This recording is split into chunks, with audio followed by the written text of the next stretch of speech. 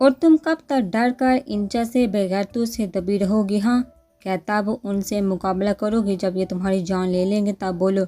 वो बेड के पास पहुँच कर उसे उठाकर बुरी तरह से झंझोर कर सर्द लहजे में पूछने लगा, स्टॉप इट, वो पहले से सहमी हुई है, तुम इसे और डरा रहे हो। डॉक्टर हतमा ने शदीद गुस्से से कहा तो वो इससे छोटा गुस्से से तन फन करता बाहर निकला, जबकि डॉक्टर उर्वाहन अब आंखों में सुर्खी लिए फातिमा को घूर रही थी। वो एक बैग कंधों पर लटकाए हॉस्पिटल में दाखिल हुआ और सीधा उसके रूम में दाखिल हुआ तो उसे बेड पर सहम कर और सीमेंट कर सोए हुए देख वो आगे बढ़ा, तुम सिर्फ कैप्टन सरदार हैदर खान की हो और तुम्हारी हिफाजत करना आपसे मेरी जिम्मेदारी है। डॉल, अब कोई भी तुम्हें हाथ लगाने की कोशिश करेगा तो मैं उसे ज़िंदा जला दूंगा। उसके ऊपर अच्छे से कंबल ओढ़ कर वो इसे कुछ देर इस तरह देखता रहा, फिर सबज आंखों को पूरे रूम में दौड़ाने लगा। ये जगह ठीक है, तुम जितने दिन जहाँ रहोगी डॉल मेरी नज़रों में रहोगी। अगर फिर से किसी ने तुम पर गंदी नज़र डाली तो उसे मौत भी भयानक दूंगा। सामने दीवार की तरफ देखते हुए संजीदगी से कहता आगे बढ़ा और कंधे से बैग उतार कर नीचे रखता वो उसके अंदर से एक कैमरा निकाल कर इस दीवार पर लगाने लगा। उस इंसान को भी मैं जल्द ढूंढूंगा जिसकी वजह से तुम यहाँ पर हो। कैमरा लगाने के बाद वो बेड के पास गया, उसके ऊपर झुका और अपने लब उसकी नम पेशानी पर रखकर पीछे हटते हुए कहने लगा, यहाँ से उसका जाने को दिल तो नहीं कर रहा था, लेकिन इस वार्ड बॉय का ख्याल आते ही वो गुस्से से अपनी मुट्ठियाँ घिसते हुए तेज़ी से बैग उठाकर बाहर निकला और अब उसका रूह उस रूम की जानब था जहाँ वो वार्ड बॉय एडमिट था। फजर के वक्त हॉस्पिटल में अचानक से छोड़ उठा एक नर्स जो इस वार्ड बॉय के रूम में उसे देखने के लिए गई थी तो उसके गले से बुरी तरह से खून निकलते हुए देख वो डर के मारे चीखी थी, जिसकी चीख सुनकर सारा अमला वहाँ दौड़ कर आया था। थोड़ी देर बाद ये बात पूरे हॉस्पिटल में फैल गया तो डॉक्टर हतम खान ने एक मीटिंग अर्जेंट रखा और इस वक्त सभी अमला इस वक्त मीटिंग रूम में डॉक्टर हतम खान की जाना मतवज्जो थे जो सामने खड़ा था। यहाँ कल रात को इस रूम में कौन आया था? डॉक्टर अमार, जल्दी से पता करो, मुझे वो कातिल चाहिए।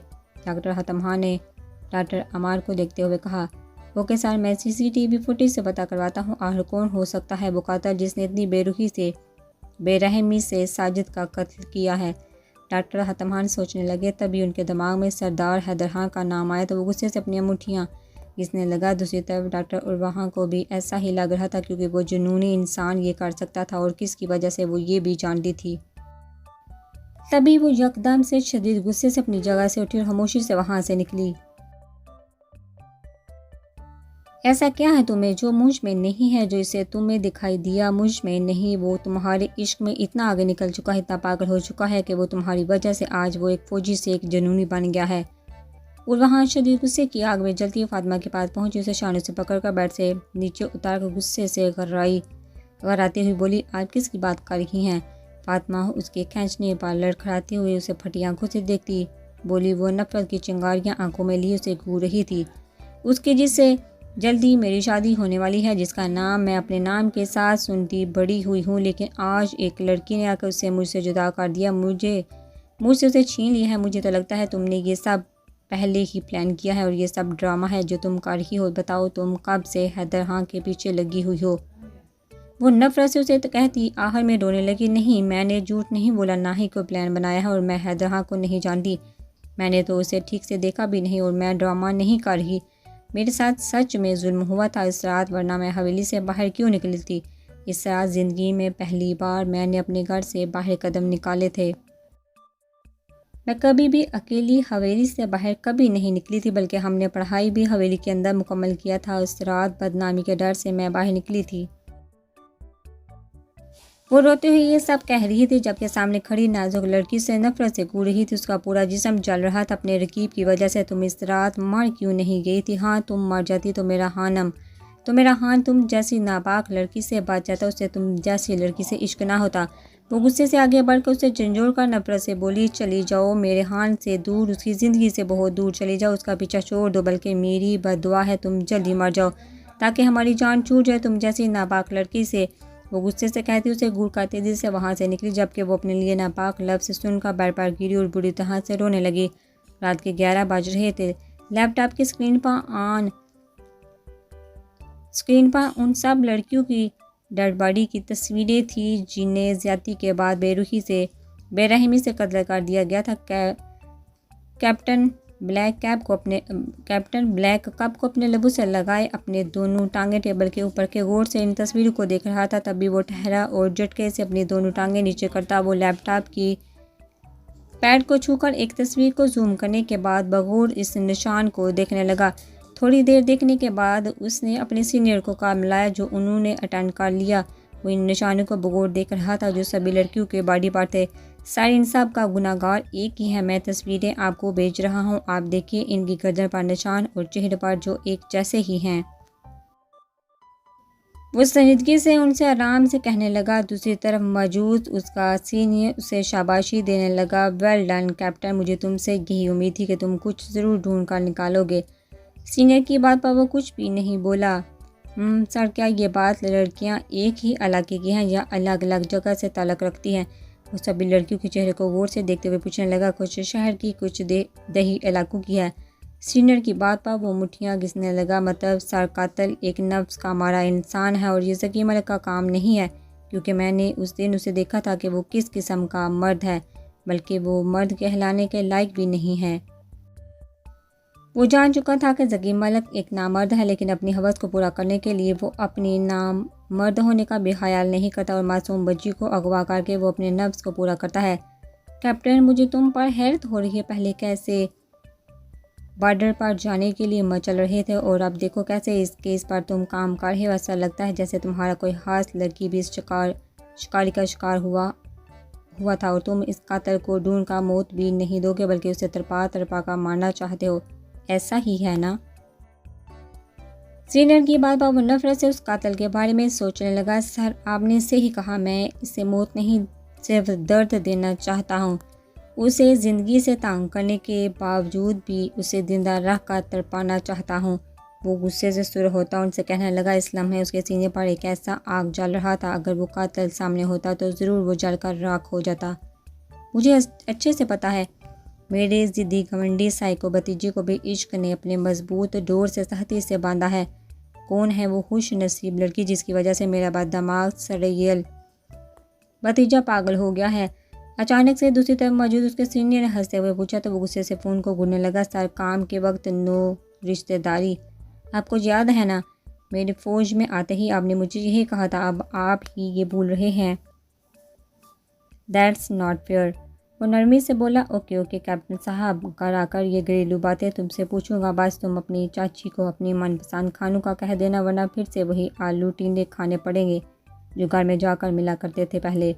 इनके बात पर उसके गालों पर एक डिम्पल नमदार हुआ जिसे लड़कियां कलर स्माइल कहती थी, जबकि उसके जूनियर साइको का दुश्मनों की हसीनाओं को जाल में फंसाने का हथियार कहते थे। उनके काट काटने के बाद कुर्सी से पुश लगाकर आंखें मूंद गया तो उसके सामने फातिमा का मासूम चेहरा आ गया। तो झटके से उसे अपनी आंखों को खोला और फिर तेज़ी से अपना लैपटॉप पर उसके कमरे पर लगे कैमरे के मनाजर को देखने के लिए उसने वीडियो देखा। तो सामने वहाँ को फातिमा को बुरी तरह से झंझोर का गुस्से से कुछ कहने के बाद वहाँ से चली गई थी, जबकि फातिमा बेड पर बैठी रो रही थी। उसे रोते हुए देख वो गुस्से की एक लहर को अपने तन बदन में फैलता हुआ शिद्दत से महसूस करने लगा। डैमेड शरीर गुस्से उसने कप दूर उछाला। फातिमा अब बेड पर गिर कर बुरी तरह से रोने लगी। उस वक्त वहाँ उसे चुप कराने के लिए कोई भी मौजूद नहीं था, यहाँ तक कि वो भी नहीं उसे रोते हुए देख वो खुद को बेबस महसूस करने लगा। वो इस वक्त अगर सिंध में ना होता तो ज़रूर वहाँ उसके पास होता। अचानक से उससे उर्वाहा के ऊपर नफरत और गुस्सा एक साथ आने लगा। डॉक्टर उर्वाहा, इस मासूम लड़की के एक एक आंसू का बदला तुमसे लूँगा। Wait and watch. संजीदगी से उसने वीडियो को रिवाइंड करते हुए कहा। हॉस्पिटल का सारा अमला उससे आप हॉस्पिटल में रोज़ आते हुए देख हैरान नहीं होते थे, बल्कि वो अब उसके आने की वजह भी जान चुके थे कि वो क्यों और किस के लिए यहाँ आता है। वो सीधा डॉक्टर उर्वाहा के रूम के जाना बड़ा और अंदर दाखिल हो गया तो सभी कंधे उचकाकर अपने अपने कामों में लग गए। हान, आप? उर्वाहान उसे आज भी यहाँ देख साथ हैरत ज़्यादा रह गई और फिर उसकी आंखों में कल मंजर आया तो वो उदास हो गई, मगर वो संजीदगी से उसकी टेबल के आगे रखे कुर्सी पर बैठा। कैसी है वो? उसके सवाल को नज़रअंदाज करते हुए उसके मुतालिक पूछने लगा, जिसकी वजह से वो कल रात से बेचैन हो रहा था, जबकि और वहाँ उसके मुंह से अपने अलावा किसी और लड़की का सुनकर अपने आंसू बहने से रोकने लगी था। ठीक हान, वो बिल्कुल ठीक है। वो अपनी सुनहरी आंखों की कोशिश साफ करती अटका बोली, झूठ मत बोलो, वो अभी ठीक नहीं है। वो सख्त गुस्से से टेबल पर हाथ मारता हुआ घर आया और वह हान उससे इतने ज़्यादा गुस्से में देख सहम का रहेगी। हान, मैं सच कह रही हूँ, वो बिल्कुल ठीक है। डॉक्टर वहाँ उसकी आंखों में बेशुमार गुस्सा देखती हुई बोली। तो उठा और उसके करीब आकर खड़ा हुआ और थोड़ा झुक कर उसने देखने लगा। ये सब तुम इसलिए कह रही हो ताकि वो लड़की मुझसे दूर चली जाए, मैं, है ना मिस उर्वहा? वो सपाट लहजे में कहता उसे लर्जा गया। नहीं, हाँ, ऐसी बात नहीं, नहीं चाहती तो वो यही थी कि वो जल्दी इस हॉस्पिटल से उसके हान की ज़िंदगी से बहुत दूर चली जाए, मगर हान को वो भूल गई थी कि वो उड़ती चिड़िया के पर भी गिनने में माहिर है, तो इसका प्लान वो कैसे नहीं समझता। तो फिर कैसी है वो मिस उर्वा? हान वो रात को ही देख चुका था सीसीटीवी फुटेज में कि वो कैसे फातिमा के साथ पेश आ रही थी। उसके चेहरे से साफ नज़र आ रहा था वो उससे सख्त नफरत करने लगी थी और सरदार हैदर खान इस नफरत को भी अच्छे से जानता था कि वो क्यों एक मासूम लड़की से इतनी नफरत करने पर मजबूर हुई थी। नहीं हान, मैंने ऐसा कुछ नहीं किया है, यकीन करे मुझ पर। वो रोती हुई बोली, अगर तुमने ऐसा नहीं किया तो फिर ये क्या है मिस उर्वा? हान शदीद गुस्से से उसने अपना मोबाइल आगे किया जिसमें वो वीडियो चल रही थी जो उसने सीसीटीवी फुटेज से निकाला था, और वहाँ की आंखें फटी की फटी रह गई क्योंकि इस वीडियो में वो इस लड़की को झंझोर का गुस्से से कुछ कह रही थी। और ये कल रात का मंजर था जो सामने खड़े सितमगर के फ़ोन में कैद था। ये वो डरती हुई उसे देखने लगी जो सच गुस्से नफरत बड़ी निगाहों से उसे देख रहा था। ये वीडियो मुझे कहाँ से मिली, तुम यही पूछना चाहती हो ना? तो सुनो लड़की, ये वीडियो मैंने सीसीटीवी फुटेज से निकाला है जो मैंने 2 दिन पहले फातिमा के रूम में लगाया था ताकि मैं उसे काम करते वक्त भी देख सकूं, क्योंकि इस वक्त मुझे वक्त नहीं मिल रहा था यहाँ आने के लिए। मैंने ये कैमरा इसीलिए लगाया, लेकिन मुझे इतने राज मिलेंगे मुझे पता नहीं था। अब मैं तुम लोगों की सच्चाई जान चुका है, इसलिए अब वो यहाँ 1 मिनट भी नहीं रहेगी। मैं इसे अभी इसी वक्त उठा कर ले जा रहा हूँ। मेरे निकलने के बाद अगर तुमने जाकर डॉक्टर हतमहा से शेयर किया तो मैं तुम्हारा गर्दन मरोड़ कर रख दूंगा, समझी? वो शदीद गुस्से से उसे घूरता हुआ जिस तरह आया था इसी तरह चला गया। उसने कैमरे वाली बात बड़े ही आराम से झूठ बोला। उसने उसे ये नहीं बताया कि वो कैमरा उसने इसलिए लगाया था क्योंकि उसने इस वार्ड बॉय को फातिमा के साथ नाजेबा हरकत करते हुए पकड़ा था। वो उसी ने इसको जान से मारा था। वो इस लड़की से इतना इश्क करने लगा था, अब वो ये भी बर्दाश्त नहीं कर सकता था कि उसकी लड़की को कोई लड़की भी छुए। वो तो एक मर्द था, भला वो कैसे उसे जाने देता? जबकि उर्वहान उसकी बातों की वजह से जुनूनियत से अपने बालों को नोचने लगी और फिर सुरख आंखों से दरवाजे को देखने लगी जहाँ से अभी वो निकला था। सुनो सुनो डॉक्टर, डॉक्टर और मरीज़ हो, हमारा शोहर बड़ा जालिम इंसान है, हमारा साथ दें और हमें इंसाफ दिलाने में हमारी मदद करना, वरना वो भूखा करके हमें मार देगा। अपनी बड़ी बड़ी शहद रंग आंखों में नकली आंसू जो उसने एक नर्स को पैसे देकर मेहनत से गिलासें जो फिल्म ड्रामों में नकली आंसू लाने के लिए इस्तेमाल किया जाता था मंगवा कर अपनी आंखों में डालकर निकालते थे। वो नकली आंसू बहाती हुई आवाज़ में बारी पान लाकर सबको जमा करती हुई बोली, बेटा क्या ये आपकी हालत भी उसी मर्द ने बिगाड़ा है?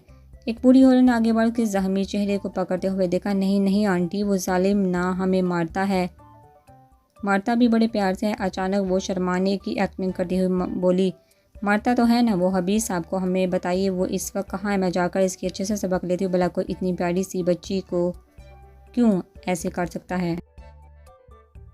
वो आंटी तो बड़ी जज्बाती लग रही थी, शदीद गुस्से में आकर बोली, आंटी इन्हें सबक मत सिखाए बल्कि हमें इंसाफ दिलाने के लिए कुछ अलग करे, कुछ ऐसा दे ताकि वो आइंदा हमारे साथ ऐसा ना करे, बल्कि हम पर इतना बड़ा जुल्म करने का वो कभी सोचे भी ना। वो आंखों में मासूमियत लिए उनसे बोली, ऐसा क्या दे हम बच्ची आपको कि वो शर्मिंदा हो जाए? उस आंटी की बात पर सब एक ज़बान होकर उससे पूछने लगे तो वो आंखों से वो नकली आंसू पहुँच कर उन सब को देखने लगी। आंटी आप ये सब हमें ये सब खाने पीने की चीज़ें तोहफे में दें ताकि हम इनके सामने बैठकर मज़े से खाकर इन्हें अच्छे से सबक सिखाएं। वो एक लंबी चौड़ी लिस्ट इन्हें थमा कर नाम आवाज़ में बोली तो सभी ने वो लिस्ट देखा जो कि चिप्स और juice, ice cream, chocolate, burger, pizza का था जो उसने बनाया था।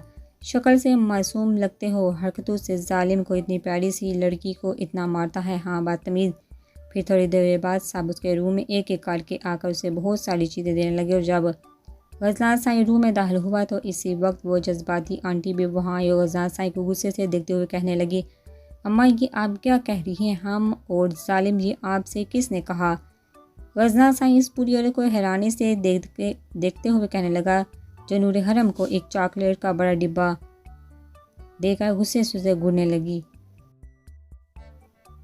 और किसने? इस बच्ची ने कहा, हम सब से इस बच्ची को इतने दिनों से बुखार रखा, इस पर जुल्म किया और आप मुकर रहे हो तुम। वो तो भला हुआ इस लड़की का जिसने अपने ऊपर होते जुल्म पर आवाज़ उठाया, वरना तुमने तो इस बेचारी को मार ही डालना था भूखा रखकर।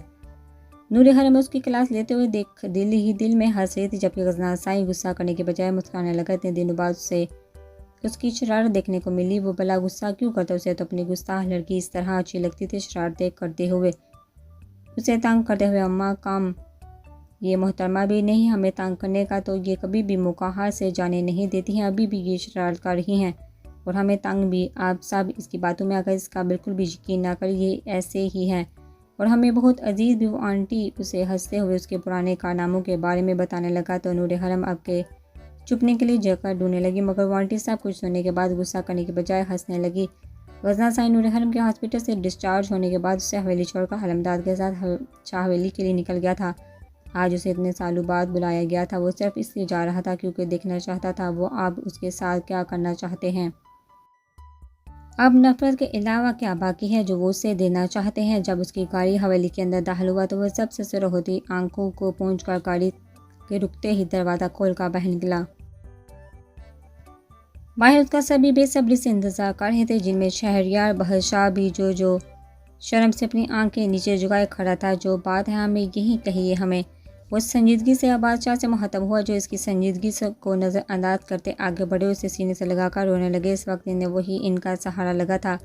गाजी मेरे भाई मुझे माफ़ कर दो। शहरयार बहशाह ने अचानक उसके आगे आकर अपने हाथ जोड़ते हुए रोका। कहा तो उसके जोड़े हाथों को देख वो तंजिया हंसा। शहरी जो हमारे साथ 1 साल पहले हुआ था, माफ़ करने से क्या वो सब कम होगा? वो सुर आंखों से उसे देखते हुए कहने लगा, मुझे पता है तुम्हारे लिए आसान नहीं है मेरे भाई, लेकिन जो दर्द मेरे सीने में है उसे तुमसे माफ़ी मांग कर शायद मैं कुछ हल्का कर सकूं। वो आगे बढ़ा उसे देखते हुए कहने लगा, हम यहाँ ये सब सुनने के लिए नहीं आए। जिसके लिए नाना साईं आपने हमें यहाँ बुलाया है वही बात करें, हम सुन रहे हैं। उस बार लहजे में कहता बादशाह की जानब देखने लगा, गाजी हमारी फातिमा बच्ची के साथ ज़्यादती किया है उसने। वो रात पता नहीं कहाँ चली गई थी कि अब तक हमें उसका पता नहीं चल रहा। उनकी बात पर वो सख्ते में चला गया।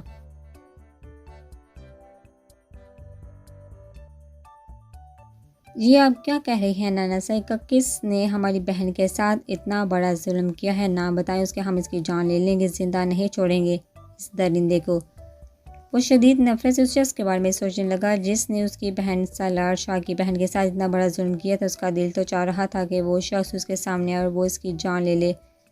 आवाज़ से उसे गुस्से में देख अपना कमज़ोर लड़सता हाथ उसके मजबूत कंधे पर रख कर वो सब बातें उसे देख कहने लगे जो उसके यहाँ से जाने के बाद पेश आए थे। वो सब वाक़यात से उसे आगाह करने लगे, जिसे सुनकर वह शदीद गुस्से से अपनी गाड़ी के जाना बढ़ा। ये सब सुनकर उसे अपना दम घुटता हुआ महसूस हो रहा था। वह अगर कुछ देर वहाँ रुकता तो शायद मर जाता। गजनार साईं चेहरे पर गुस्सा सजाए जब बेडरूम के अंदर दाखिल हुआ तो नज़र सामने ड्रेसिंग टेबल के आगे खड़ी अपनी गुस्ताख जानब पर पड़ी तो खुद बहुत लबों पर वो दिलफ्रेब मुस्कुराहट सजी। वो आंखों में एक खूबसूरत चमक, मगर ये चमक और लबों पर मुस्कुराहट सिर्फ कुछ लम्हे के लिए था, क्योंकि सामने खड़ी अपनी मोहतरमा के हाथों में सिगरेट की डिबिया जो पिंक रंग का था देख वो गुस्से से शुरू हो गया। गुस्साह लड़की ये आपके हाथों में सिगरेट का डिब्बा क्या कर रहा है? आगे चलकर वो उसे कमर से पकड़कर अपने करीब करता सर्द लहजे में पूछने लगा। वो सिगरेट पीने वाले मर्दों से नफरत करता था और वो तो फिर उसकी बीवी थी, तो कैसे ये बर्दाश्त करता?